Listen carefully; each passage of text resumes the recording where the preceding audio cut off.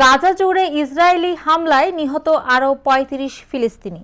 ফিলিস্তিনের অবরুদ্ধ গাজা ভূখণ্ডে ইসরায়েলি বর্বর হামলায় কমপক্ষে আরও ৩৫ ফিলিস্তিনি নিহত হয়েছেন। এতে করে উপত্যকাটিতে নিহতের মোট সংখ্যা ৪৪,২০০ ছাড়িয়েছে। এছাড়া গত বছরের অক্টোবর থেকে চলা এই হামলায় আহত হয়েছেন আরও লক্ষাধিক ফিলিস্তিনি।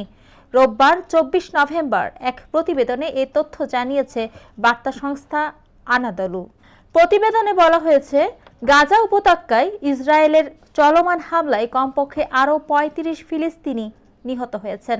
এতে করে গত বছরের অক্টোবর থেকে এ পর্যন্ত মোট মৃতের সংখ্যা বেড়ে ৪৪,২২১ জনে পৌঁছেছে বলে রোববার অবরুদ্ধ এই ভূখণ্ডে স্বাস্থ্য মন্ত্রণালয় জানিয়েছে।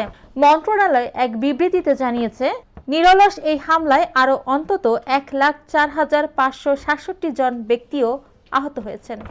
মন্ত্রণালয় বলেছে, গত ২৪ ঘন্টায় ইসরায়েলি বাহিনীর অব্যাহত আগ্রাসনে ৩৫ জন নিহত এবং আরও ৯৪ জন আহত হয়েছেন।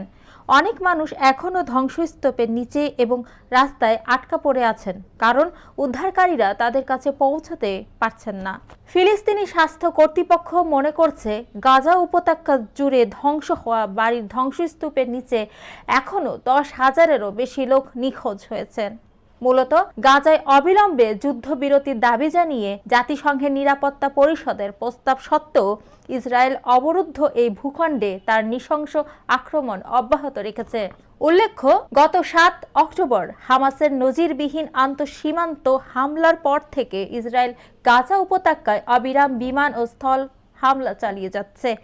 ইসরায়েলি এই হামলায় হাসপাতাল, স্কুল, শরণার্থী শিবির, মসজিদ, গির্জাসহ হাজার হাজার ভবন ক্ষতিগ্রস্ত বা ধ্বংস হয়ে গেছে। এছাড়া ইসরায়েলি আগ্রাসনের কারণে প্রায় ২০ লাখের বেশি বাসিন্দা তাদের বাড়িঘর ছাড়তে বাধ্য হয়েছেন। মূলত ইসরায়েলি আক্রমণ গাজাকে ধ্বংসস্তূপে পরিণত করেছে। জাতিসংঘের মতে, ইসরায়েলের বর্বর আক্রমণের কারণে গাজার প্রায় ৮৫% ফিলিস্তিনি বাস্তুচ্যুত হয়েছেন।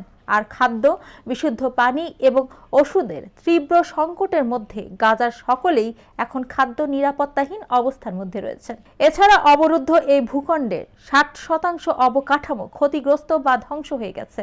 ইসরায়েল ইতিমধ্যেই আন্তর্জাতিক বিচার আদালতে গণহত্যার অভিযোগে অভিযুক্ত হয়েছে।